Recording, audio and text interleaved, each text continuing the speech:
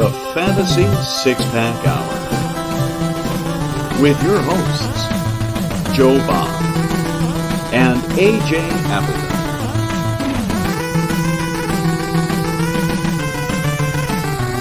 Touchdown!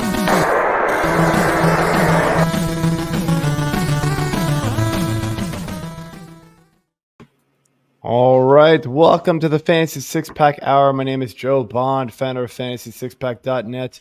With me, as usual, my co-host AJ Applegarth. What's going on, man?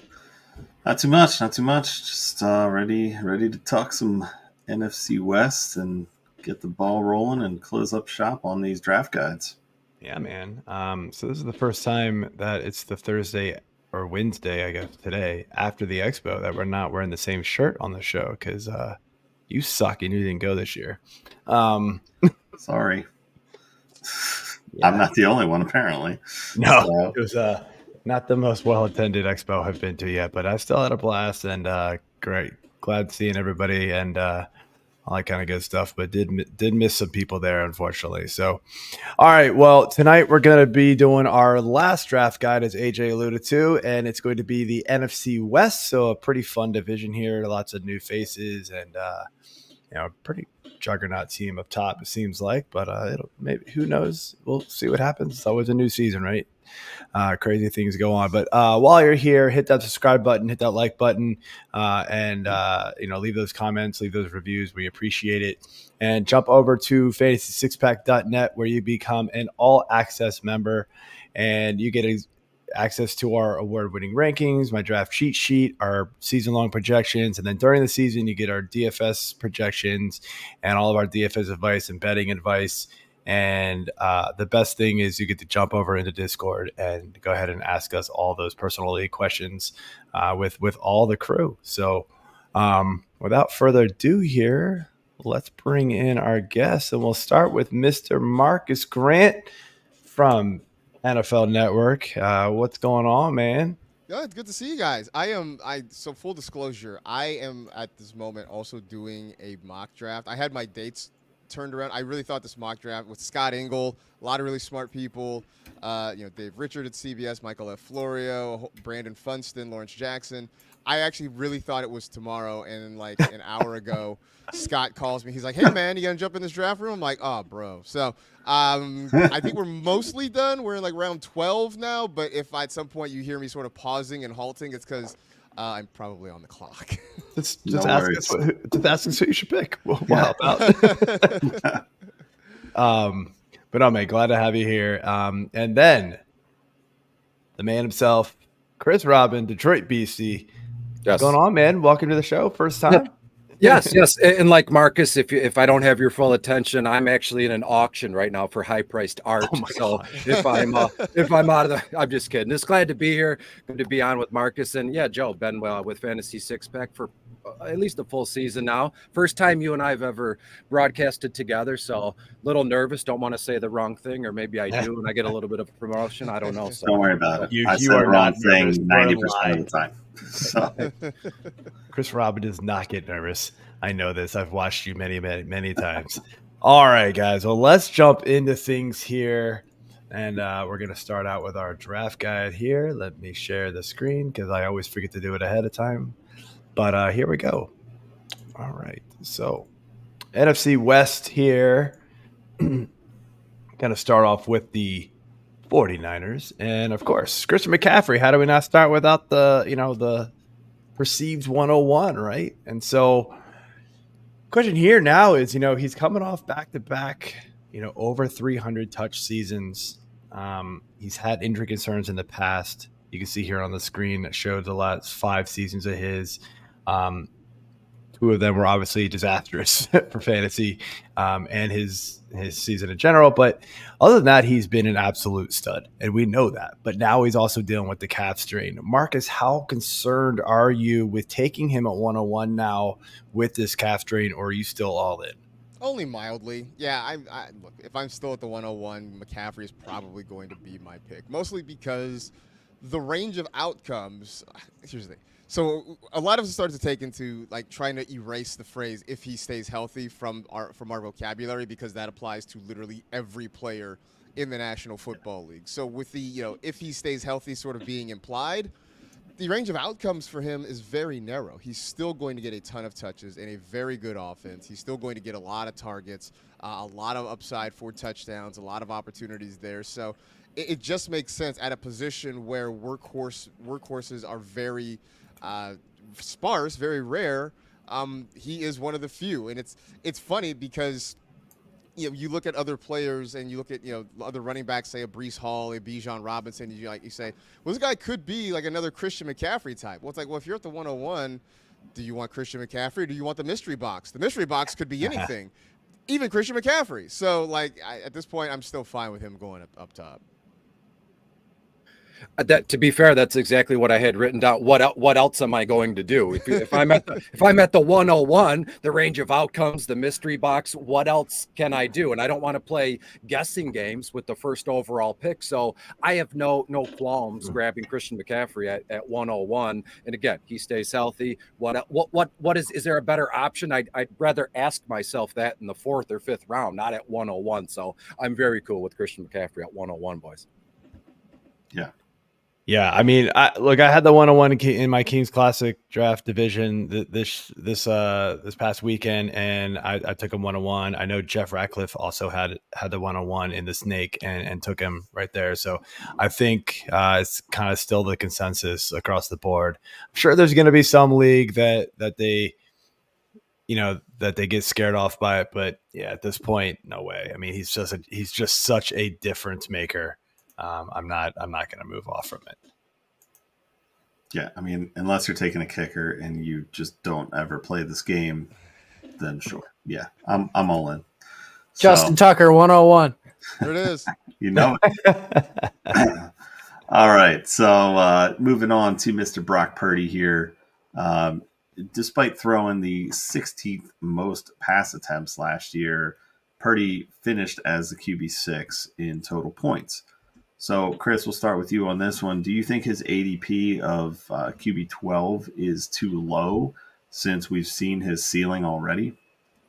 Well, yes and no. And here's what I have on this. Everybody, when you can't mention Brock Purdy without saying Debo, what's Brandon Aiyuk going to do? And again, you got McCaffrey, you got George Kittle, you have a lot of pieces around him. So to me, looking at Brock Purdy at 12, it is kind of that sweet spot. You get guys like an A-Rich in Indianapolis who's been bumped up top 5, if I'm not mistaken, just from what I've looked at. And so you get Brock Purdy, who's already in an offense, and Shanahan as the head coach. Granted, they kind of play the running game a lot, which is fantastic. But to me, Brock Purdy is reasonably priced, and his ADP to me is great, to be honest. Yeah, no, I'm with that. Like I would take that because I think you talk about his ceiling, I think that is kind of his absolute ceiling as a guy who doesn't really run with the football, right? He's not going to give you. He's not even going to give you, Kyler Murray type rushing yardage or anything, Patrick Mahomes type rushing yardage. So it does rely on him being incredibly efficient throwing the football. Now, he's done a great job of that since he's taken over as the starter in San Francisco.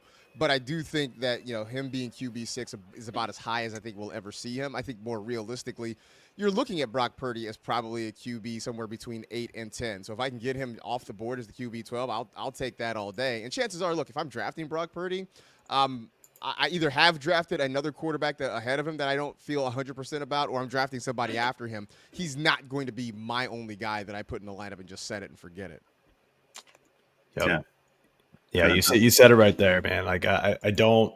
He's not the most safe quarterback that you're drafting. He's gonna be fine. He's gonna be streamable for games. He's gonna have these hot stretches. But yeah, you kind of want to it's almost like you want to take a chance on somebody else that has like massive upside if you take Purdy, because Purdy is the safe guy. Yeah. Yeah. If you're going after one of the running guys or one of these rookies, like a Jaden Daniels or Caleb Williams, it just depends on where you feel like you can get them in your draft. But falling back with a Purdy, I'm definitely okay with that. The efficiency has been great. So I'm all on board with that too. Yeah, I would say it, and good thing you brought that up, AJ. Like the efficiency is kind of the thing that worries me. Like he's got to repeat that in order to hit even QB 12, it feels like. And if he's not that efficient, which is hard, It's hard for quarterbacks to have that like 7% touchdown rate consistently. We see, even Aaron Rodgers in his heyday, like, didn't always hit that. So it is tough. So, yep. So jumping over here, of course, to the Brandon Aiyuk news. We don't know. Still, we think we're getting close, but we've said that many times before, it sounds like. So, Marcus, what's, you're there at the NFL Network, man. Ian Rappaport over there. Like, give us some inside information, right? You got it, right? No, I'm just kidding. Man, like I know. Is he staying? Is he going? I know what you guys know basically just by watching my Twitter feed. And yeah, I have been, I think, I say this, one as a fantasy analyst, but also as a 49er fan. Like, I think I've been on the same emotional roller coaster, sort of the opposite end of where the Steelers fans have been, right? Where you're like, is he staying? Is he going? What is he doing? Originally I was like, there's zero chance the Niners are going to trade him. Like, why did they wouldn't wait so long and trade him because they're not going to get anything back. Then about a week ago, it just seemed like, it's really a done deal. Like, he's going to leave. And now here we are sitting and waiting. I was going to say waiting on pins and needles, but I think at this point, I think everybody sort of has Brandon Aiyuk fatigue where it's like, look, just do something now, right? Like, I think people are like, it doesn't even matter anymore. Just do something. I think he stays. I think the Niners were never going to find a deal that was satisfying to them, especially not at this late date. If they had done this before the draft, maybe they get a whole lot more. At this point, they're not going to get anything close to what they want. And I think, when Aiyuk looks around, either it's a team that he didn't really want to go to, like a New England, or it's Pittsburgh, which I guess he seems to want to go to, but the Niners don't really love the deal. I just think in the end, it's going to be much ado about nothing. I'm back at the point where I was at the beginning, where I think week 1, he's still going to be wearing red and gold. Yeah, here's my deal. Born and raised in Metro Detroit, and as a guy who's probably got like $5 in his bank account, I'm thinking just take the money and be free and be happy. And I know money doesn't bring all the love and the happiness, but just the fact, I think he's not in for like I think he loves the give and take of everybody fawning all over him. Having never met him, I don't know his personality or what he's all about, but truth be told, I honestly think that that's what this is about for him, being courted and folks talking about him, whether it's good or bad. And like you said, Marcus, not only it's 10 o'clock here, so yes, I'm tired in general. I'm tired of hearing about Brandon Aiyuk as well. And no matter where he goes, more than likely he's going to stay in San Francisco, and they're going to flourish again, maybe meet the Lions in the NFC Championship game, and we can look at this and laugh and move on. So second part of this question, and just real quick take on it. If he does leave, who's the guy that steps up? We know Debo's there. I think that role is kind of solidified regardless. But who's the guy who steps up? Yeah, that's exactly what I was going to say. I mean, it couldn't be any sweeter. I know. Last I looked, he's dealing with some sort of shoulder injury, and he re-aggravated. It's nothing serious, Marcus. And I'll toss to you. But to me, Ricky Pearsall, that's the move. And then when we get to the end here, that's the boomer bust with unlimited upside. It's Ricky Pearsall right now.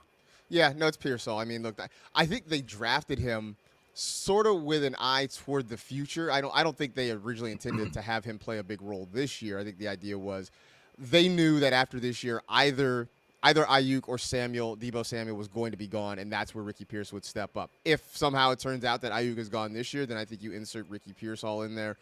He's dealing with like several injuries, the shoulder being the most recent one. I guess if you squint real hard and tell yourself a really good story, you could probably make a case for Robbie Chosen, but I don't pretend to want to live that way. No, we're good. An interesting thought here. Justin Bruni's stepping in here. He says Kittle is going to be the one to step up, which is interesting. We're going to get to that, AJ. Yes, this is a nice segue there. Thank you, Justin. Kittle finished last year as tight end number 5 in total points, but he was tied with 4 other tight ends with only 6 touchdowns. So that was second behind Laporta. But, do we think that Kittle can continue to be this efficient going into this year, Chris? I think so. Yes, to a certain extent. So you would say, well, if that's your case, Chris, you would say no. But when we look at San Francisco, it's kind of like in Buffalo, like their running back number one in the red zone is Josh Allen. When you look at San Francisco, they have Christian McCaffrey who can do so many other things. And how many times have we seen that, the red zone opportunities or those high upside targets inside the 20 aren't as prosperous as other teams, because Debo will take it 45 yards, McCaffrey will take it 50 yards. You can't count on that kind of stuff, but it happens because that's how this team, maneuvers, and that's how good they are. But Kittle, to me, I mean, I look at him as like a steady Eddie guy. And Marcus said it maybe 10 minutes ago. He mentioned just set it and forget it. That's a good move for someone like George Kittle. Yeah, he's had injuries and stuff, but just I can't help but take out the fact that I love the dude's personality. He's just a likable guy, and therefore he's someone I'm going to want to draft, and he's someone I'm going to say, I'm going to answer yes. I'm going to say the upside is there because I truly believe it as just a fan. And when I play fantasy football or DFS, I'm just going to draft dudes I just like watching play. It be ADP, be damned. Yeah, no, I mean, I think that's fair. I think the thing with George Kittle is because he's sort of on that. He's the last exit before you get to the non-elite tight ends for me, right? And some of it is just there are really big highs and there are lows, because it just some weeks they just don't need him. It's not about him. It's just about the way the game goes, the way the offense works. Some weeks are George Kittle weeks, right? He had that game against the Cowboys. I was at that Sunday night game, I think it was, where he had 3 touchdowns, right? And he just ate and was huge. Then there are some weeks where, maybe they're going to run the football and they need him to be a de facto 6th offensive lineman, or it's just a Deebo Samuel game or a Brandon Aiyuk game. That's sort of what it is. So, I think the week to week with George Kittle can be a little bit frustrating, but man, the highs are as high, that the ceiling is as high as you would see with a Kelsey, a Laporta, a Mark Andrews. It's just that, every once in a while you're going to get that week where he gives you like a 2.3 and you're going to be, shouting at your television, shouting at your computer screen because, it just didn't work out the way you wanted. That's exactly what I was going to bring up, Marcus. And, he had 8 games of double-digit points last year. He had 8 games of single-digit points last year. And it's funny you mentioned that Dallas game. The very next week, they legit didn't use him. He was on the field 98% of the time. 0.6 half PPR points. I mean, they were just like, hey, you block. You have fun. Yeah. Those are the weeks. That's the problem, though, with the set it and forget it. You want to do that with Kittle, and I think you can and probably should, but you just got to live and die with those weeks. And it's just frustrating as a fantasy manager, knowing you have, the bottom of the elite, we'll say, and he puts up a 0.6, and then you have like a Mike Gesicki on your bench that goes for, 6 for 80 and a touch or something. You're like, where the hell did this come from? I should have played him. I lost my matchup. Thanks, Kittle. Those are the weeks that I've... Even if Gesicki gets 4 for 50, you're like, yeah, exactly. I would have loved that. But yeah, I get it. But yeah, Kittle is awesome to watch, man, Chris. He's so fun. And the post-game interviews are the best with him. Because he seems like a dude that, you guys were, before we went live, pulled back the curtain talking about softball in the street. He's someone that could just walk up and fit in seamlessly. He's a football super. He's just a likable guy, and everything he does is kind of just like fun. It's like I would live that. I mean, I have a pretty good life myself, but it'd be fun to be a professional athlete and hang with Kittle or Kelsey at a Swift concert. I mean, come on. Yeah. Yeah. All right, well, let's jump over here to the Seattle Seahawks, and we'll start with this running back room here. And this was an interesting room last year. And so I've got on the screen here both Walker and Charbonnet's numbers at the end of the year. And it's funny, they actually basically split snaps, but Walker just massively out-touched Charbonnet last year.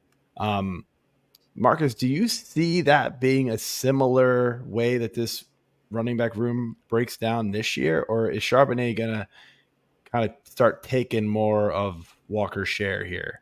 I think you see that gap close. I think Walker's still the lead running back, and I'm starting to differentiate between an RB1 and a lead running back, right? Like it's like in baseball, right? You have your ace, or you just have your number one starter, right? And so I think Walker's not an ace; he's a number one starter. I think that stays the same, but I do think you see Charbonnet get more involved. Part of the reason we like Charbonnet coming out of UCLA is because of his ability to catch the football. He didn't do a lot of it last year, but I think with Ryan Grubb as the offensive coordinator now, you're going to start to see more of that this season. I was a little bit surprised because I liked Charbonnet at UCLA, and then I saw him in the NFL, and he just looked slow, kind of like a plotter, and that surprised me. That's not the guy I remembered in college. But I do think you're going to start to see him get more opportunities. You're going to close that gap a little bit. So it's why I've been a little bit leery of drafting Kenneth Walker, because I just don't know that he's going to get the same level of usage that we saw from him last year. Yeah, I mean, RB16 is his ADP roughly right now, so that's not bad. That's a pretty fair price for him, I feel like. But Chris, what do you think? This Seattle team, in my notes, I just put briefly, I got a whole page of paper and like only two sentences on it. The whole NFC West is just an oddity from top to bottom. And the biggest, the hardest egg to crack for me personally, it's the Seattle Seahawks. But as a Michigander watching Walker play, like Marcus watched Charbonnet play at UCLA, I got to see Walker play in person several times. And I just wish if Walker was 6 foot, 200 pounds, he would be, we talk about him like Derrick Henry, but that's not the case. There's no fantasy football fairy. We can't say, well, he's not 6 foot, he's 5'9". I think that they just give him the football and let him roll here. That he is when he's playing, he's a monster. He's had some concussion stuff, and what with those new helmets, the little plastic, or that rubber thing they put on. I think they run Kenneth Walker not into the ground per se, but they're going to give him as many carries as he can handle, and I think it's sink or swim, and he's going to just swim big time. AJ, anything else? I kind of just agree. I'm all in on Walker and not Charbonnet. I mean, I like Charbonnet's potential upside. I'm interested to see what he can do in year 2 here. I agree with Marcus. I think that there's definitely room for him to close this gap.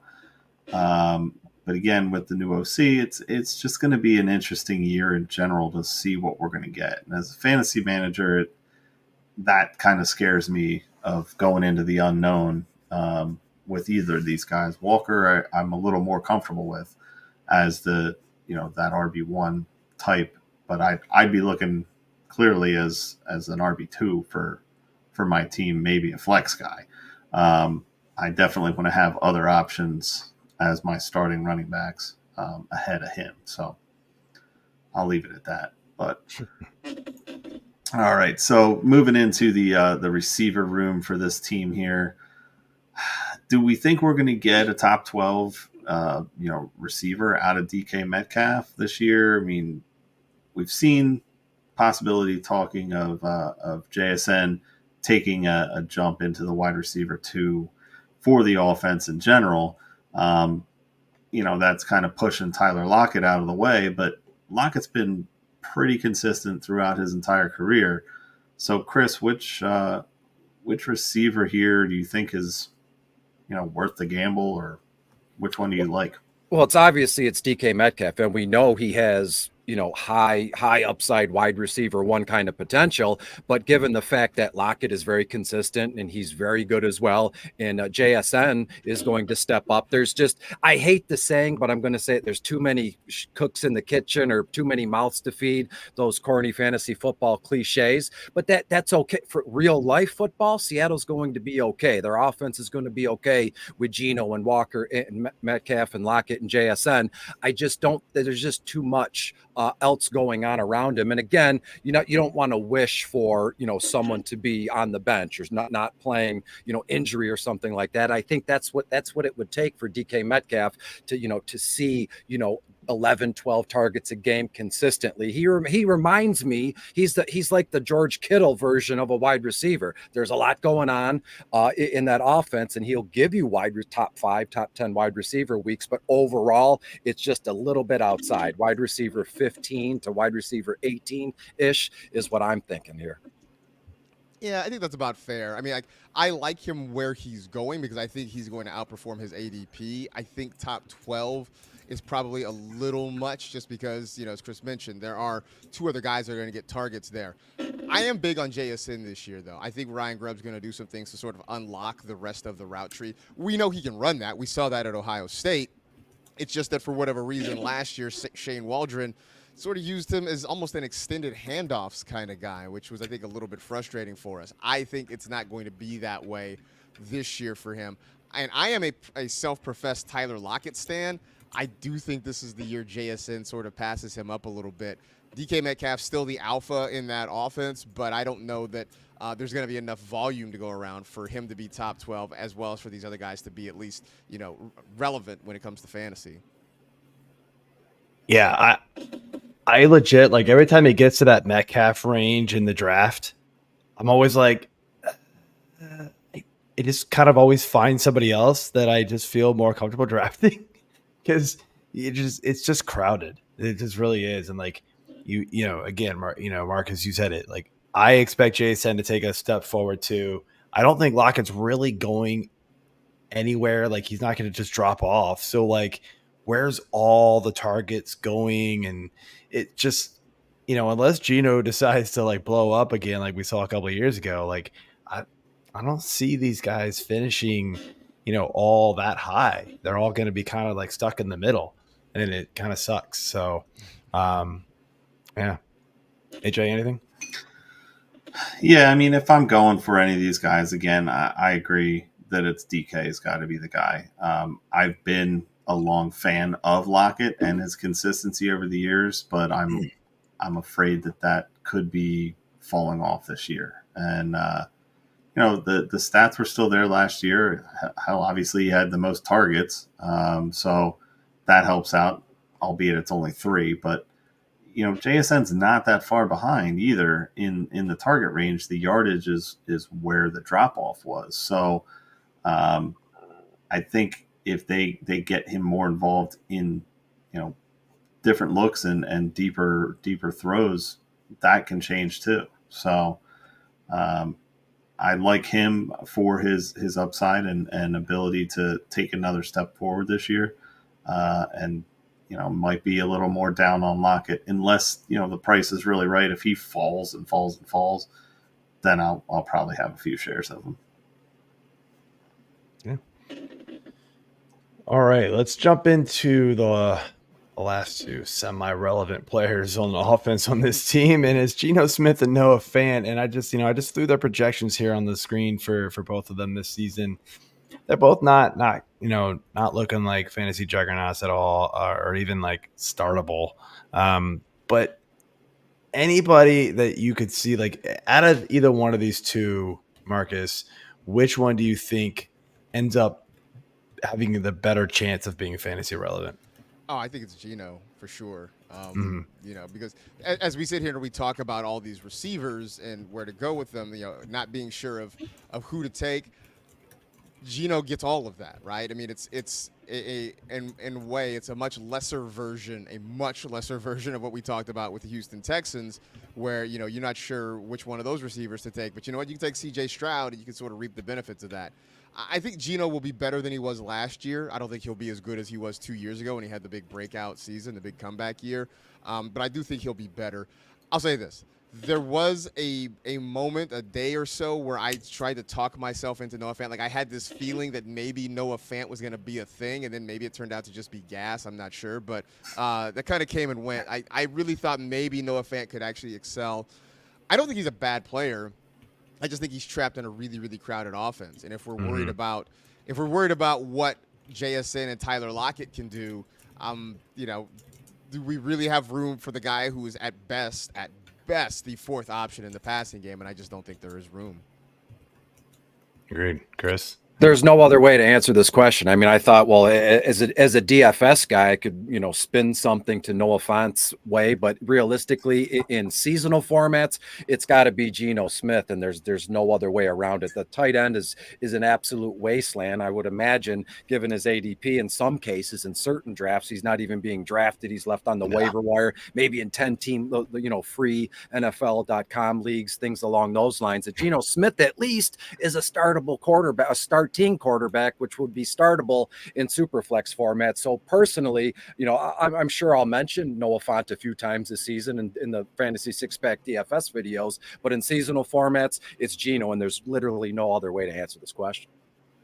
Yeah, I mean, I agree, AJ. So unless you got any, no, it's Geno. yeah, exactly. With all the weapons, it's he's going to be the only I wouldn't be surprised if he ends up being like a streamable quarterback. A couple of injuries hit, and it's like, fine, I'll go get Geno.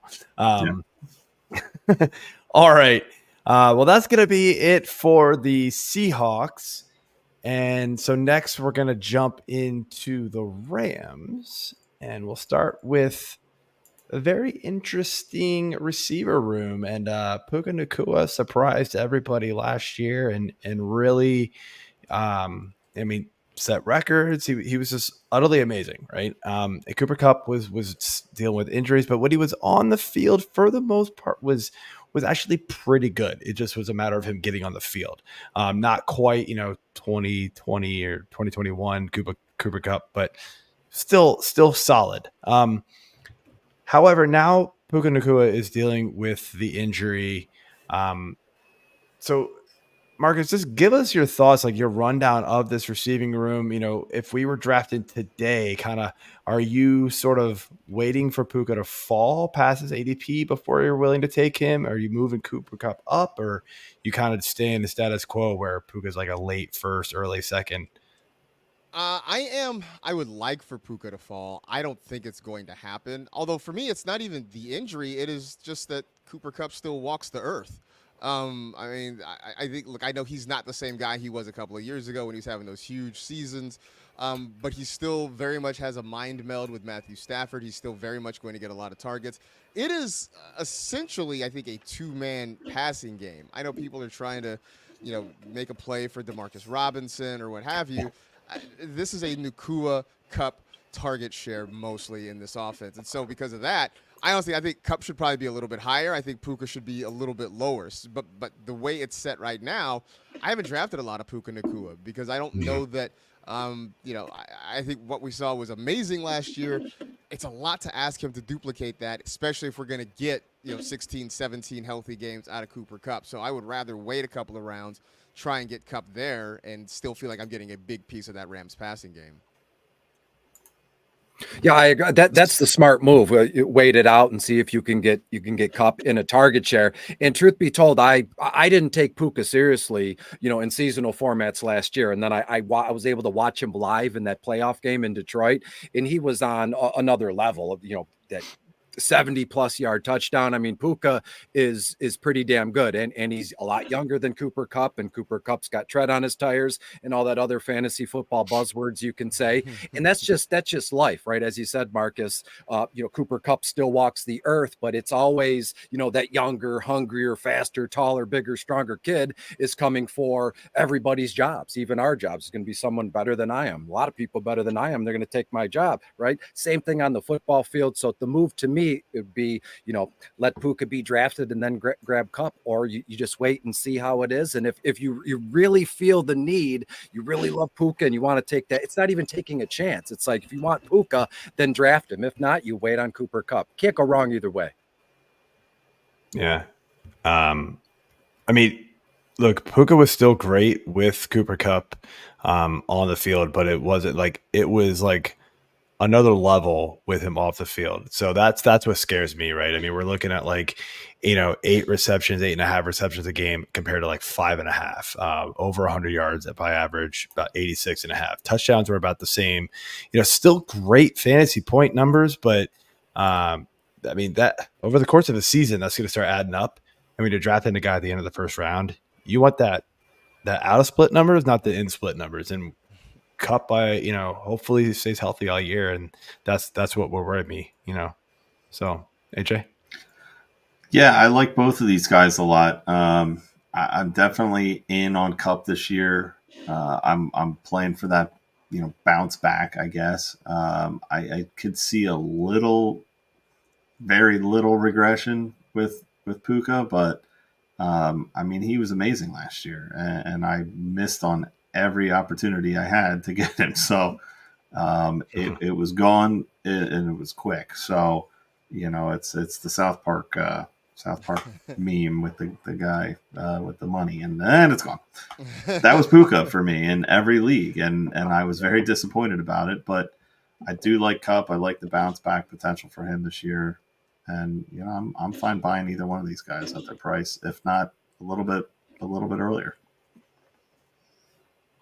So, all right. Well, moving on to the rushing side of this, and Mr. Kyren Williams had a very good season last year in only 12 games. Averaged a touchdown per game, as you can see there on our board. Do we think he's a steal right now, going as the RB7 in draft boards? There's only one running back who scored more fantasy points per game last year, and his name is clearly CMC. So, Chris, what do we think about Williams? I dislike it, and Marcus, I apologize. I know you and a lot of other people on your side of town are big LA Rams guys, and what Kyren Williams did last year, this breakout, it was fantastic. It was great to see. But we're going to draft him ADP. What'd you say? It's like the RB7. RB7, yeah. That's a high price to ask for hopefully he can repeat what he did. And now with Blake Corum in that offense, you can't mention one without the other. And it's kind of like a catch-22.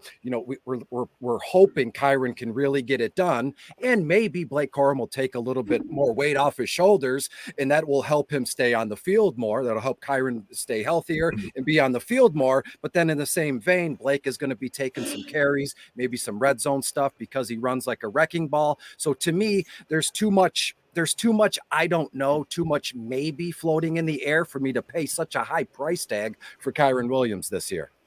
No, I'm completely with you on this one, Chris. I have not really drafted a lot of Kyren Williams for a couple reasons. One, because Blake Corum, I think, is going to have a role in this offense. I keep coming back to the fact that I don't think Sean McVay really wants to have one workhorse running back. I think it sort of turned that way last year.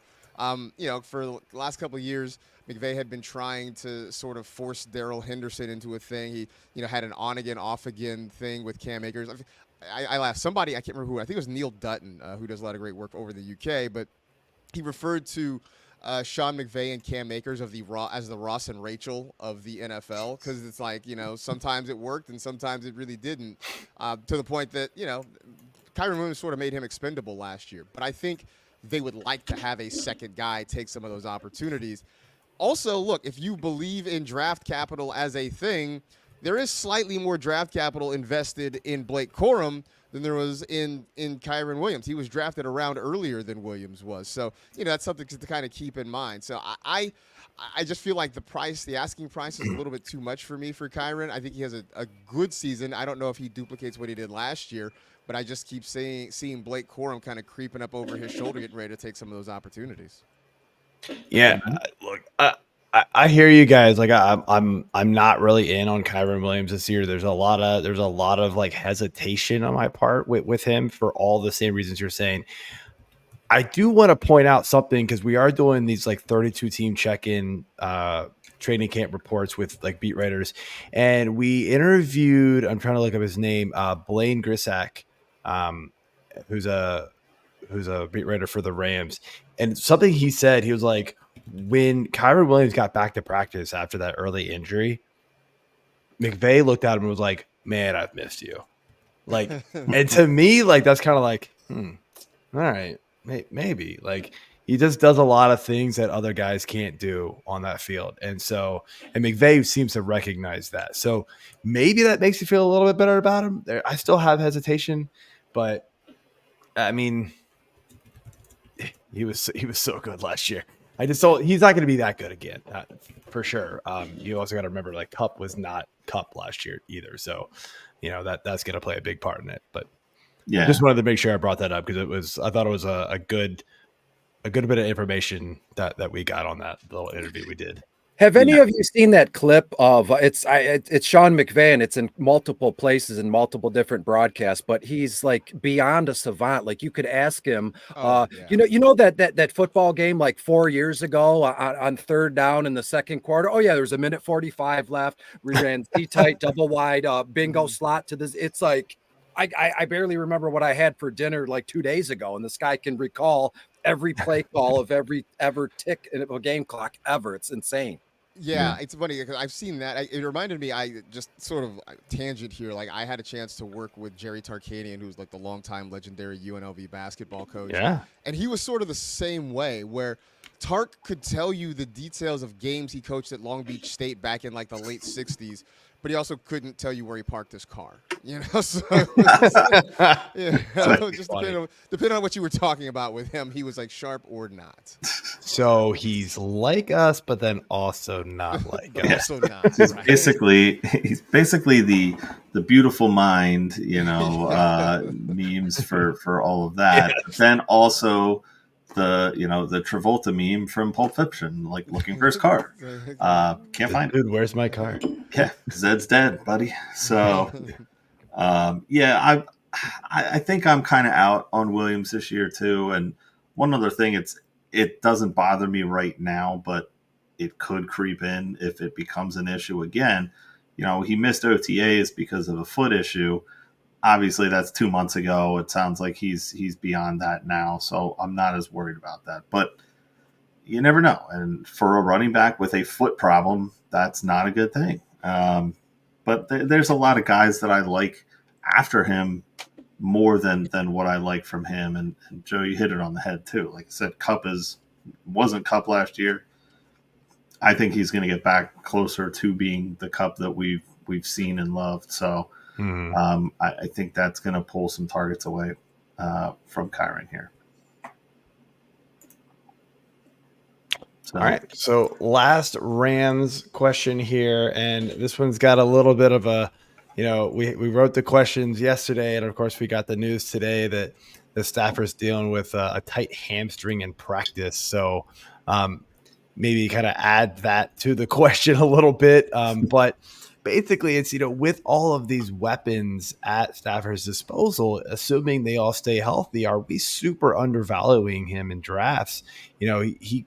He's had some really amazing seasons. I don't think we're ever going to get back to the 2021 Matthew Stafford, but he's had some really good fantasy seasons. Do you think he could get back to that, Marcus?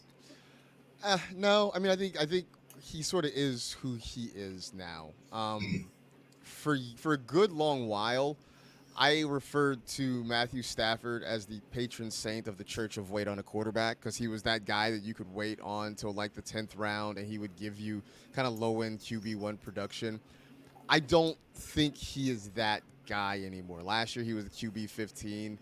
Maybe he gets you a couple of spots better, but I kind of think that's who he is. He's a guy who's going to be outside the top 12. He'll give you some really, really good weeks, but he'll give you kind of a lot of mediocre weeks. I just think that, you really need him to be super efficient. He's never been a hyper-efficient quarterback. He was a guy that sort of was a volume shooter for all those years in Detroit. I mean, sure, Chris, I'm sure you saw plenty of that up close.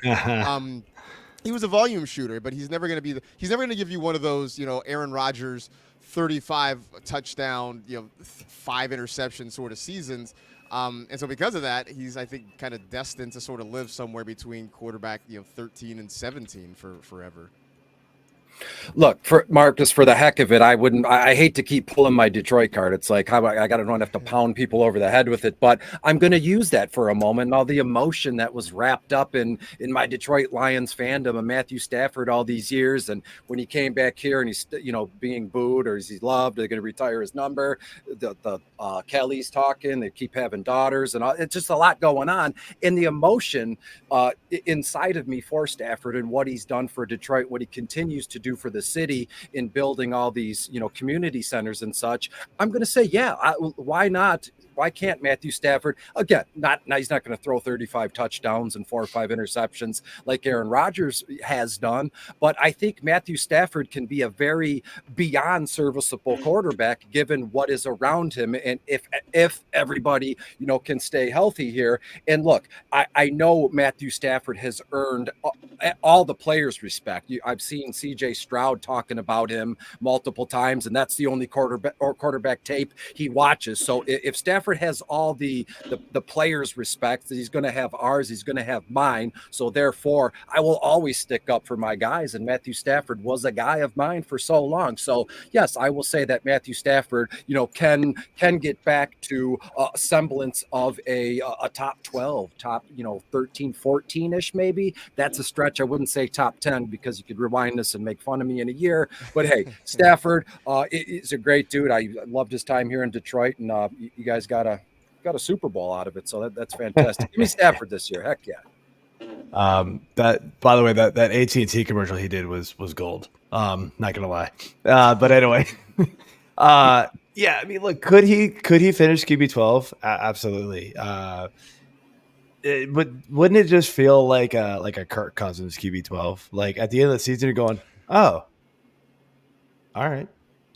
Well, like it wasn't special, right? Like it was just kind of like he was just kind of steady all year long. That's it. And so like it didn't really like help you, but it didn't hurt you. It just kind of was there. That's really what it would feel like. I think the problem with Stafford now, and a lot of QBs, kind of like Kirk, right, is we now have this influx of rushing quarterbacks. And it's so hard for these guys that rely on their arms that aren't Patrick Mahomes and can throw 45 touchdowns like that to keep up pace with these guys that can run for 500-600 yards. And those points are so hard to make up for these guys, for these passing quarterbacks. They might be better for their teams in the NFL, but for fantasy, we like the rushing guys. And that's where Stafford and guys like that kind of get hurt in the overall. Yeah, I do like Stafford this year. I'm kind of torn between where his actual floor ceiling is right now because of the disparity that we've seen with him.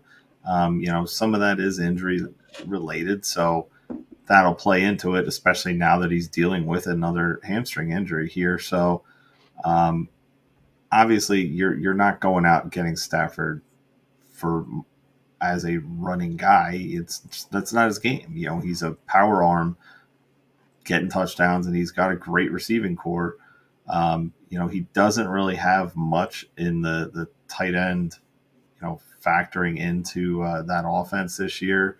So I think that's where Kyren Williams and Corum can kind of pick up some slack there as well. But between Puka and Kupp, I think Stafford can have a very successful year. But at the same time, I wouldn't be surprised to see it be like you said, Joe, Kirk Cousins year, or that's where he's going to fall in, I feel like. But the production we saw last year, I think, is reachable again. So if you can live with that, then by all means, go ahead and draft him. But I don't think he's going to be many people's QB1 choice. Backup or bust at this point. Pretty much. All right. All right. Well, let's jump into the Arizona Cardinals here, and we will start off with, potential Rookie of the Year candidate for offense, Mr. Marvin Harrison Jr. He is currently going as the wide receiver 9 in drafts.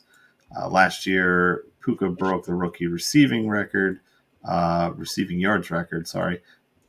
Finished as a wide receiver 7 in fantasy points per game.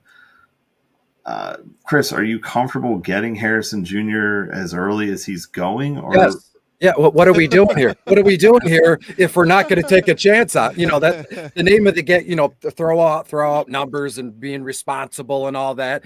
If we're not going to just jump in head first and just do somersaults and say, I'm going to take Marvin Harrison a little bit before his ADP or right where he is, then why are we playing fantasy football? When you wrap this thing up, it should be fun. And watching Maserati Marv play football, even in college, was outstanding. It was phenomenal, even, playing for Ohio State. So if we're not willing to take a chance on one of the more highly touted, football prospects in probably last 5 years, 10 years, how long has it been? I mean, people have called this kid generational since he was a freshman at Ohio. So if we're not going to, jump off the ledge or dive in head first and take, if you were to ask someone this question, I know, Mark, I don't think you'd say this, Marcus, but if someone were to answer this question and go, well, I don't know, I'm a little bit apprehensive, then why are you playing fantasy football? You should do this and have a blast, because this kid is going to produce, and it's going to be just beyond fun to watch him play football. Yes. Yeah. No, I'm with you. Plus, here's the thing. Talent and opportunity. That's all we're asking for. And you're talking about the guy who's arguably the most talented receiver, certainly in this class, one of the more talented receivers we have seen in a decade, in a place where there's plenty of opportunity. He walks in as the number one wide receiver in this offense. He's got a good quarterback in Kyler Murray. It is everything we could have asked for in this situation. And look, we've also gotten to a point where we're less squeamish about drafting rookies early. It used to be that, we would hype a rookie, right? And you get a ton of Twitter messages, responses back like, he's never played in the NFL. What are you doing? We've grown out of that. And so now you got a guy in Harrison who it checks all the boxes. He's in a decent offense, a good quarterback, plenty of targets. Maybe we're paying a little bit of a hype tax on it, but I'm cool with that because I think it's going to be worth it. I agree, because we've seen in the past few years, a slew of really talented rookie receivers come into the NFL, and they've performed. They've performed for their NFL teams. They've performed well for fantasy teams. So this guy is even more of a performer based on everything we know about him. Why wouldn't you pay the price? I'm willing to and want to, and I keep missing out on it, and it's making me angry. So I need to just, 101. Okay, fine. Sorry, CMC, you're out. You're old. Let me be in that draft with you, AJ. I'm out. But no, I'm good with it. And I mean, Mark, as you said, it used to be, we would hype these rookie receivers, and they wouldn't pan out. But now it's, it used to be like, we got to wait for year 3 for receivers. That's not a thing anymore. These guys are producing almost right away. It's almost like running backs need at least that 1 year of seasoning now, right? We're seeing a lot of these guys like JT came in, right? And it took him, half a season to finally figure it out.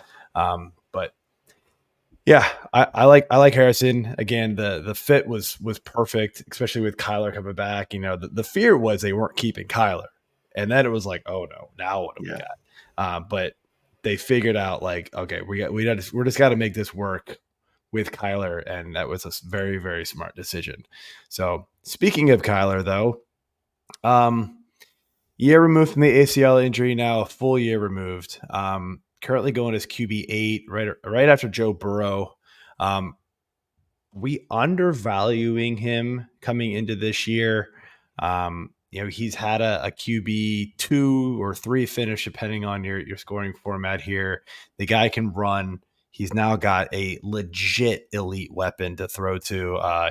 He used to have D-Hop, but you could argue Harrison, it hasn't happened yet, but you could argue right now Harrison, will eventually become the best weapon he's thrown to. Are we undervaluing him in drafts right now, Marcus? A little bit. Although I'll say it's getting better. I feel like the ADP is going up Mhm. on Kyler It Murray. is. So maybe we're getting a little bit closer to where he was. Because before he was going outside the top 10, kind of around, maybe even outside the top 12. And that point, that seemed way, way too low. Agreed. I'm not sure if it's that, we forgot about him because he hasn't had a fully healthy season in a couple of years or what. But it does seem like we're getting closer to where he is. Because I think QB8 is a good projection for where he finishes at the end of the year. So I think I think he's still, I don't know if he's a bargain, but I think he's that guy where, look, let's say you want to go early and you want Lamar Jackson, but you miss out. Okay, well, fine. Then you can target Anthony Richardson and maybe you miss out there. Okay, well then Kyler Murray is still right there, right? It's sort of, it's like a reverse Pokemon evolution. You just sort of work your way back down to guys who can kind of do the same thing at a little bit of a nicer draft price. But I think all the things you mentioned, the fact that he is mobile, that he's got a good target in Marvin Harrison. Let's not forget Trey McBride either. Who's another good option in that offense. I like where Kyler is going right now. Hopefully it sort of stays level though, because I think if it gets too much higher, then I might, sort of change my tune on it. Yeah, I will say I'm in a and Chris, before you go, I'm in a mock right now, and he went QB7 literally right before Joe Burrow. So like he went after all those guys that we've talked about. But yeah, you're right, Marcus. Like, I mean, it couldn't have been like a couple of weeks ago, maybe even last week. I've seen him go, after like Jordan Love and stuff. Like it's climbing fast.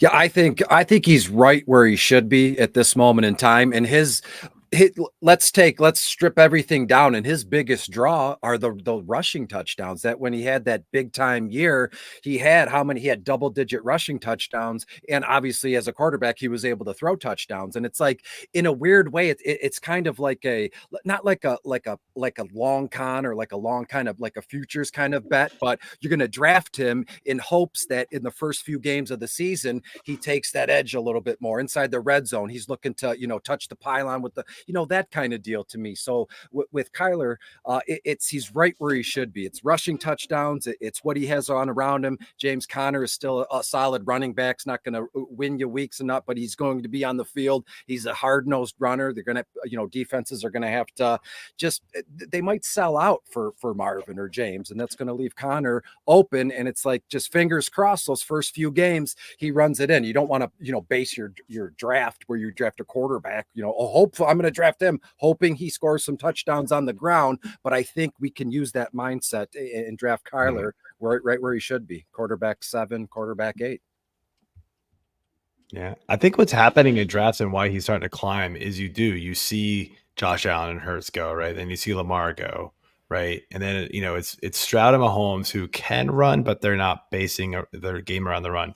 Then it's Anthony Richardson. Then you look at the board and it's, of course, the rookies who can kind of run, but there's not a lot of other like rushing upside quarterbacks, right, left. And so I think people look at it, they go, oh, Murray's the last one, unless you really feel strongly about Jaden Daniels. And so his price is like, well, he feels safer of those guys. I feel very strongly about Jaden Daniels this year. Yeah, I mean, I love him, so. Yeah. Commander fan here, so I'm all in. Let's do it. That team is just they've been starving for a quarterback for how long? They've had a new it's almost like Cleveland with quarterbacks, and Cleveland's been god awful, phenomenally bad with quarterbacks. And Washington is just, please, dear Lord, give us a quarterback. I would like to see that comparison. Actually, I'm sure it's been done, but that's an interesting comparison, Chris. So it's nuts. Yeah. All right, AJ, anything to add and then move on? No, I'm in on Murray too this year, especially at the price. I'm very intrigued at seeing how well he plays with Harrison Jr. and 1 year, 1 year after one more year removed from that injury. So. But Marcus, you alluded to Mr. McBride here. Trey McBride's going as basically the third tight end off of draft boards, round late 4th round, 410 pick right now. So is McBride a player you could see potentially finishing as the tight end number 1 this year, Chris?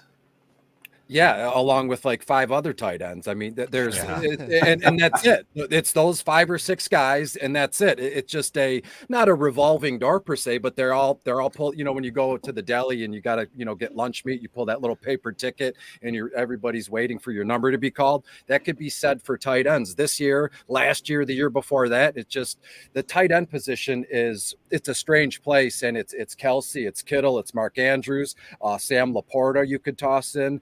McBride, Kyle Pitts, maybe even Njoku in Cleveland. So there's about, maybe I said 5 or 6. I just named about 7. So yeah, he could along with, all those other guys. So run it. I love where he's going. And I love the idea of draft. If you're able to, in tight end premium, something along those lines, you can grab him, at the end of the second round. And then you come back in the third with, back to back tight ends. He has definitely been a favorite target of mine, recently in mocks along the lines here.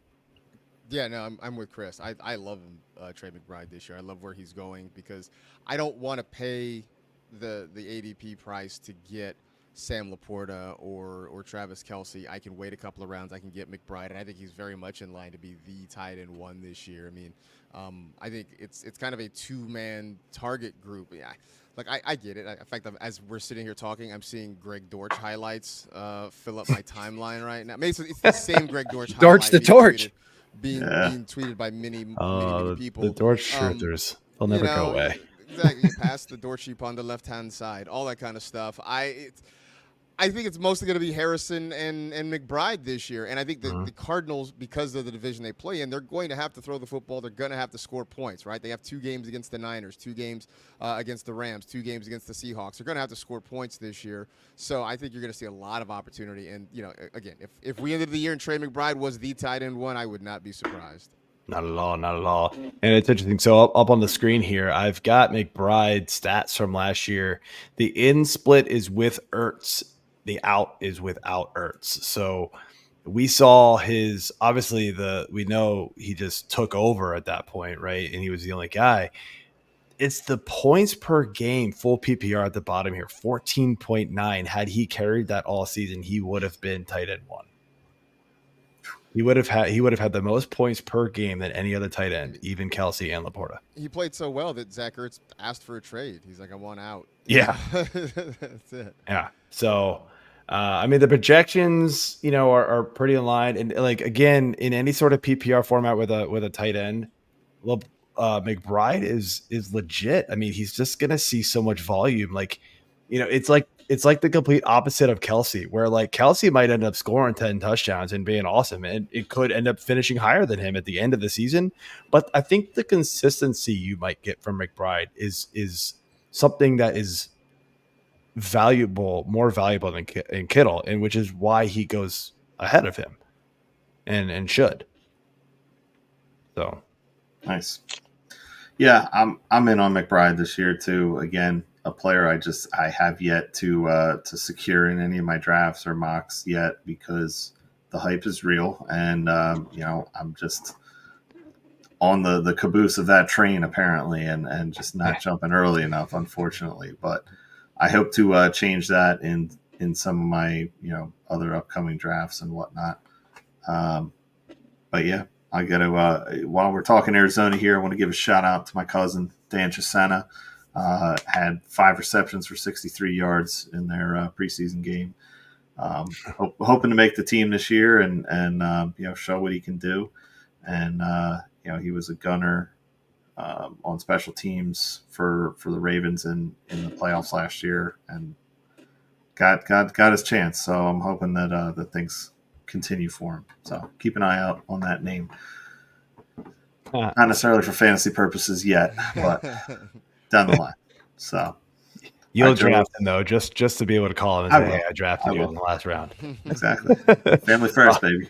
All right. So the way we like to finish out these draft guides is we want to have you guys give us your wild card player from the division, and what this is a player that is getting drafted in a range where like they're going to either be like a league winner, but they could also be like a potential bust. So like a wide range of value for these guys. And Marcus, we will let you go first. All right.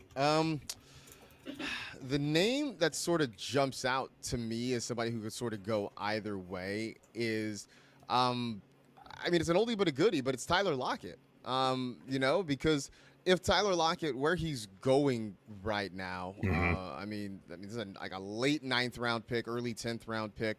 He's being drafted sort of as a wide receiver 4, I think, in a lot of situations. But if he goes back to having one of those, typical Tyler Lockett seasons where, he gets you like 8 touchdowns and has like 900 yards, he could turn out being a huge value for you, right? But if, as we've sort of alluded to, if Jaxon Smith-Njigba ends up sort of taking over as that wide receiver 2, is there going to be enough volume there for him to really be in your lineup on a regular basis? So, because the Seattle offense is a little bit of a black box, we don't know exactly what we're going to get. It could go one of two ways for Tyler Lockett at this point. So I think he's the guy that really the range of outcomes for him is incredibly wide. Mm-hmm. Chris?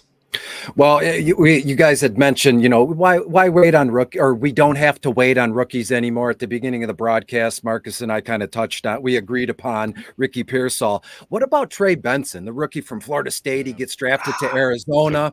When we look at what we talked about with Arizona, there's a range of outcomes here.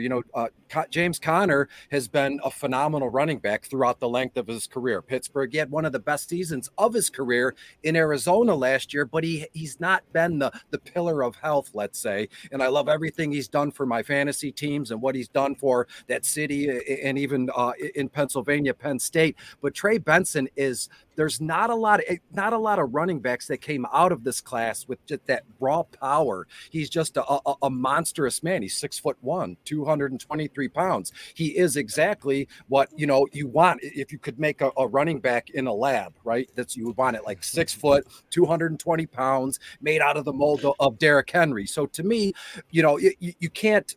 You never want to wish, any harm or injury to anybody, but it's the name of the game when you're talking professional football. It's hard, it's violent, it's fast. The guys are just hammering and slamming into each other. So when you look at Trey Benson, there is a lot of it could be, James Conner has just another phenomenal season, and it's all led by, Trey McBride and Maserati Marvin. He rides the pine and he sits on benches and in taxi spots, and that's fine. Or he gets thrown into action when he's least expected, and he goes absolutely nuts in unison with Kyler Murray running the football into the end zone, with Kyler Murray throwing to Marvin Harrison. So to me, Trey Benson fits your exact question of the mold. He could be a nobody this year, or he could absolutely win a league. And there is major draft capital, seeing how they drafted him in the 3rd round. And that was even a little bit of a fall, a little bit of a dip from what he was where he was supposed to go. And from that. So to me, it is honestly Trey Benson for the Arizona Cardinals, boys. Yeah, definitely a solid option. Like Benson a lot. You still got Conner there, but he's going to plug and plod and do his thing. But I definitely like the upside of Benson too. I'm going to stick with Arizona. I'm going to go with Kyler Murray.